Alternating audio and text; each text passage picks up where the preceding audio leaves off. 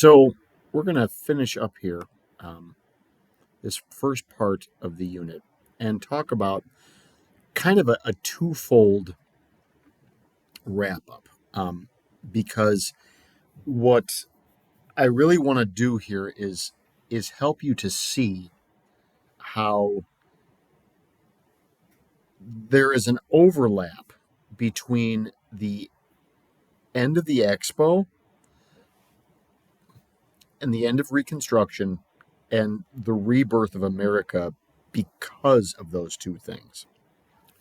So let's start with this. The end of the World Expo. The purpose of the expo was to show off American technology, America as a nation, and to highlight 100 years of growth and change. The expo achieved all of what it hoped to do. It really showcased that America was a modern country. We could compete with other countries on pretty much any level industrially. That we were equal to any of the big European nations that were far older than we were. And in 100 years, we had made enormous amounts of progress that put us as the equal of England or France or the newly arising Germany. And that America needed to be taken seriously, that it was a legitimate, like, major country now. It also highlighted the fact that despite the concerns, Philadelphia was a city of culture. It was a city of technology. It was a modern city. The expo also was good for Europe in the sense that it really showed that when given the time, America would show up Europe. It would actually rival Europe. The 1876 Expo was, for its time, the largest event ever held. It was 450 acres in size. That's well over a mile. That's like almost a mile and it's like a mile and a third of downtown Philadelphia. The main exhibit hall itself was the largest building in the world at that point. It was over 21 acres. To give you a perspective, every one of our buildings on campus would fit inside that building, and there'd be space left over. Now, to keep in mind, because this whole thing, like the process of doing this expo, started in 1866, there was nearly a decade to sort of do this, but the Philadelphia Expo was bigger, better organized, better logistically staged, better planned out, and better executed than any of the European fairs that had come before it. It sort of set a new standard for the fairs that were going to come in the future. Now, numbers wise, there's some interesting things here to look at. So altogether, almost 10 million people visited Philadelphia in 6 months, 9.7 million visitors. To give you some perspective of this, that works out to be like 1.6 million people a month. Philadelphia's population, and Philadelphia was the second largest city in America in 1876.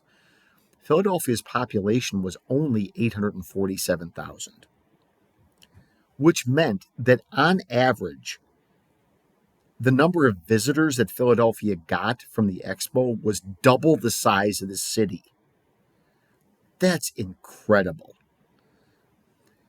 To sort of further put this in perspective, the entire population of America in 1876 was only 46 million people.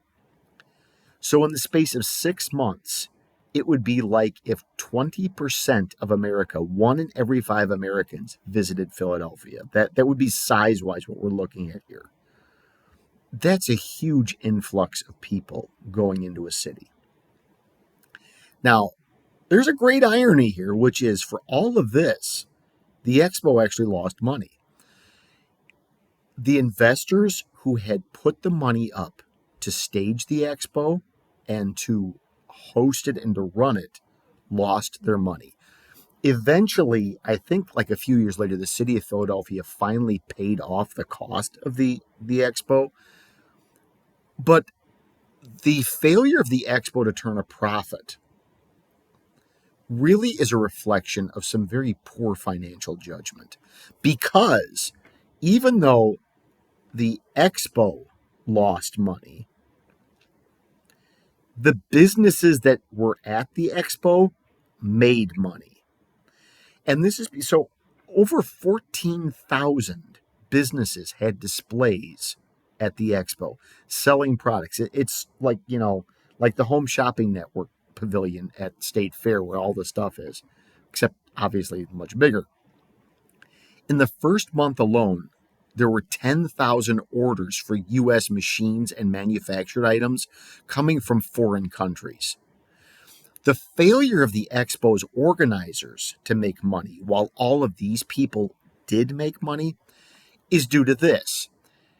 The Expo's organizers charged all of these vendors a fee to set up their staging.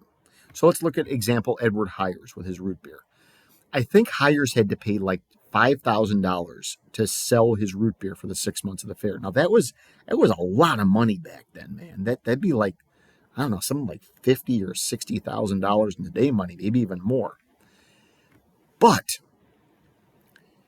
he didn't have to pay any like residual fee after that. There was no it's not like you pay $5,000 now and then every month you pay 1% of the profit that you made. There was nothing like that. Once Hires had paid off his licensing fee, every penny was his. And this was true of every single business at the fair. The fair organizers were so concerned about getting that influx of money immediately from vendors and concerned that the expo would lose money because nobody would come to it, that they didn't bother to attach any type of ongoing fee assessments to any of them. So what this meant is that after you paid off your initial investment for the license, you had nothing but profit after that. And you had your overhead to deal with and everything, but it was very short-sighted on the part of the fair organizers. And what the fair really highlighted is that if you were willing to put up your money and your time and take the risk, if you were that's basically the definition of an entrepreneur. If you were willing to be an entrepreneur, there was money to be had.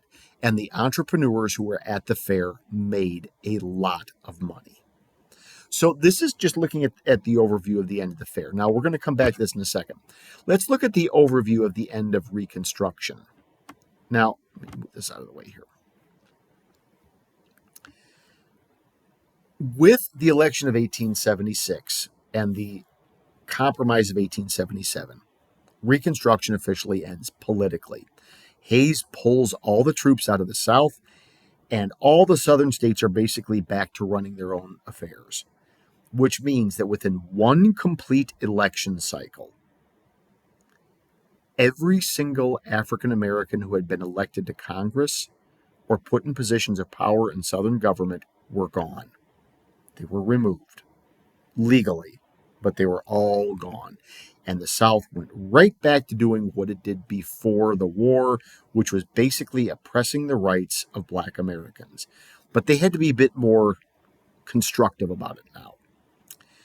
This is where Jim Crow comes in, where the idea that there are separate areas and separate facilities and separate businesses for Black and white. Segregation is born out of the post-Reconstruction South. Interestingly enough, the first attempts to limit the ability of Americans to own firearms, the first limits on the Second Amendment, were done to prevent blacks from owning guns. So the origins of gun control in America were aimed at restricting the rights of African Americans. Gun control laws have their roots in the racist Jim Crow South. Just a point of order and a fact on that. With the money pouring in from the government for infrastructure development, the South begins to rebuild itself, and within a couple of decades, it's back up and running full power and has greatly changed from the pre-war days, the antebellum South, to the post-Reconstruction South. There is one other big political thing that comes out of the end of Reconstruction, a term, something called the Solid South. The Solid South is when, let me go over here and let's get over here. Let's do this pretty purple color. For the next 8 decades, the South is going to vote Democrat in pretty much every election. Now, there's a couple of exceptions to this. If the Republican candidate is so incredibly powerful and popular and successful that he's going to, like, even Southerners like him. A great example of this would be Teddy Roosevelt, and later on in the 1950s, Dwight Eisenhower. The South voted Republican. Or if you nominated somebody the Klan didn't like. Case in point, the election of 1928, when the Democrats nominated a Catholic and no Klan member voted no Catholic into office, they voted Republican. So instead, you got a Quaker. The Klan controlled the South, and the Klan controlled Southern government. And if you wanted to go anywhere, do anything, or achieve any notoriety or position in Southern government, you had to have the backing and support and approval of the Ku Klux Klan. And if you were Democrat and running in an election, you were pretty much guaranteed of 11 Southern states voting for you. With Reconstruction over, we can now stop being angry with ourselves and instead go back to being angry with the American Indians. After the Battle of Little Bighorn, there is a renewed interest on the Indian Wars. And with Reconstruction ended, we refocus on completing Manifest Destiny. Yes, we had achieved that we controlled all the land from sea to shining sea, coast to coast, Atlantic to Pacific. But that there was this like area in between that had to be filled in. So the railroads continued to expand into those areas. People kept moving in, and gradually all of those territories became states. There is also the issue of our growing ties with England. Reconstruction's end, and less of a focus on ourselves, because we're no longer, just angrily bickering between two halves of the country that are still separated. With the success of the Philadelphia Expo, we suddenly develop a new friendship with the English. 100 years after declaring independence, we kind of sort of find ourselves on a new footing with England. And it's helped by this commonality that, we share the same language. Much of our culture and much of our heritage is distinctly English and Western European, obviously, but English in particular. And there's this also growing concern on the part of both America and England about the possible threat of Germany. America was terrified by Krupp's big guns, and the idea of cozying up with England, who still had the world's most powerful navy, was a good sort of reassurance for America that we were going to be okay if we stuck with the English. But this fear of Germany really does cause some major changes in the way that America approaches everything. Now, again, Reconstruction's end is when we're talking about the end of Reconstruction with the Compromise of 1877, that's the political end of Reconstruction. There's an economic aspect to this too, that let me get over here and put this into see if I can get up here and put this back up, and then move this over here, and then we're going to go in, and then it's not doing anything. Okay. There's another aspect to this, which is the economic results. Reconstruction devastated America's economy, and in the years after the Compromise of 1877, during the administration of Hayes, and then into the future administrations, America's economy suddenly picked up. And the question began to be asked, how much of America's economic recovery was due to the end of Reconstruction, and how much of it was due to maybe something else? So in the 1890s, to sort of examine what caused America to hit this just sort of like economic boom all of a sudden, the U.S. Treasury Department looked back at the Philadelphia World Expo and asked itself the question of, did the expo actually have any effect on the economy and the recovery after Reconstruction, the economic recovery? And what I have here is a chart this is a summary of the numbers put together by the U.S. Department of the Treasury. So remember, imports are what we buy from other countries. Exports are what we sell. Balance is the difference between what we spend and what we earn.